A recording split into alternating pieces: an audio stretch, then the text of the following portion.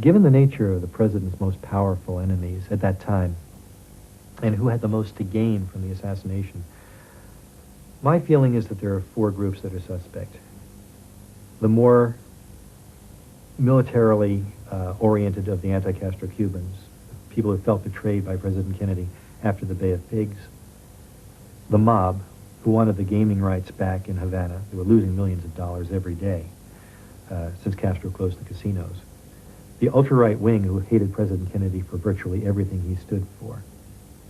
And the ultra-right wing hawks within the CIA, the ones who had been fired, or people related to those politically, who had been fired by President Kennedy after the Bay of Pigs. They all had a common goal. They wanted the president out of the way. They wanted Cuba clear of Castro and the communist threat in the Western Hemisphere. They had the most to gain. They had the motive, the opportunity, and the means to kill President Kennedy. If that is the cake, then the icing on the cake is the president's decision to withdraw the troops from Vietnam. That was the CIA's war. They wanted it, they wanted to promote it, they wanted to push it.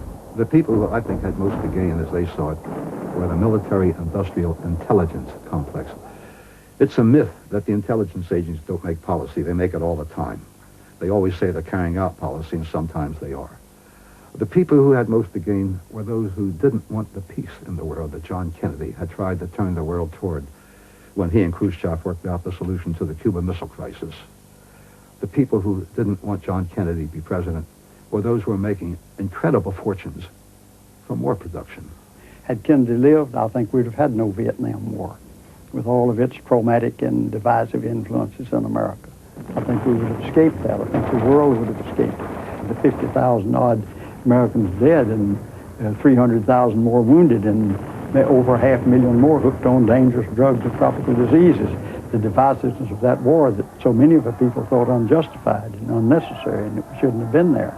It split this country widely, and many of those things have lingered on since. Kennedy made a speech at American University in June of the year before he died, and he said, we live in one world, we got to breathe in the same air, and we got to live together, we're going to die together. He was very disturbed by our involvement in Vietnam, which he inherited. And there came a time when he called his generals in and spoke to them, and after he spoke to them, the Pentagon issued a small statement saying that we have re-evaluated our involvement in Vietnam and find that we can begin to withdraw our men. The plan was to begin by withdrawing 1,000 a month. 17,000 were to be withdrawn by the time of the election, which was a year later. One plane load reached the United States when John Kennedy was killed. 3 days after the assassination, the body wasn't yet in the ground. The Pentagon issued what it called a re-evaluation of its re-evaluation.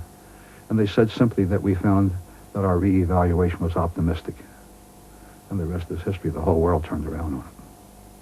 The world will not within the lifetime of anybody living today recover from just that. Kennedy represented a voice of hope, a voice of opportunity, a voice for the future, uplift. People could hardly stand on their feet. They'd jump up and down when he came along the street. And this great voice of hope for the future of a better America was stilled by the assassin's bullets. And people were depressed and mourned over it and thought we have lost our brightest and best in the head. The most important effect once the Warren Report came out was disenchantment and disillusionment, especially of that college generation. I can't tell you how many collegiate audience reflected this. All people of all ages reflected it on the radio talk shows, which spent a lot of time on this. So people lost their faith in the government. And the government earned that loss of faith. And I think perhaps the second is more important, that when the government justifies a loss of faith, it really is a deep subversion.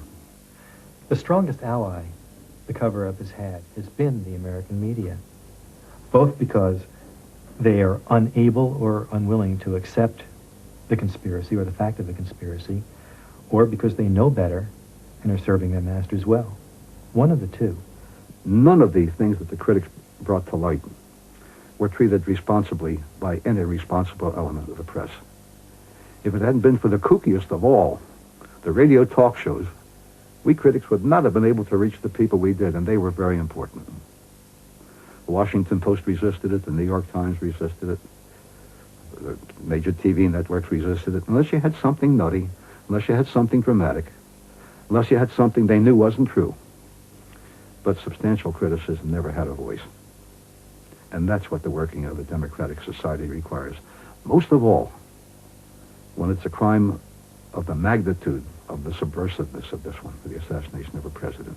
If the press would just open their eyes, if the media would accept the fact of the conspiracy, instead of just arbitrarily disbelieving, we'd have some allies. A handful of critics and researchers in this case have gotten remarkably far on their own.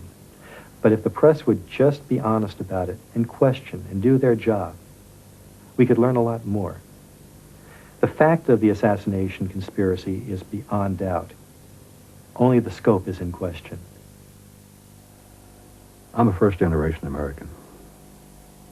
I'm the first member of my family born at least since the time of Christ. I can't go back to Adam. In freedom. None of my predecessors ever had it. And I've been a writer, an investigator, reporter, a Senate investigator, an intelligence analyst. And the older I get, the more convinced I become that despite all its failings, we have the best system of self-government man has yet perfected. And it's got so many failings. But for the system to work, those who are responsible for seeing to it that it works have to see to it that it works. In this case, didn't happen. They subverted it instead. The assassination nullified our system, and the investigation nullified our system.